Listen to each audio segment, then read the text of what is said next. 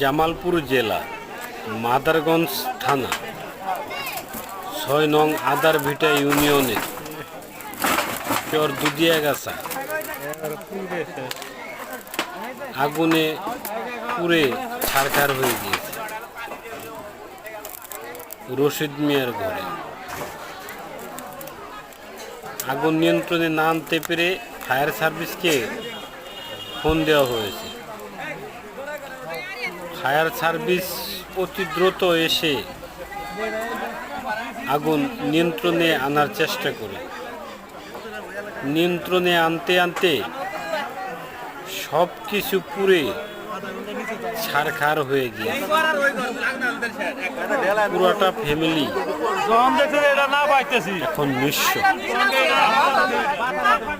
কারণ একটা পাতিল পর্যন্ত নেই যে রান্না করে খাবে। একদম নিঃস্ব হয়ে গেছে পুরো ফ্যামিলি।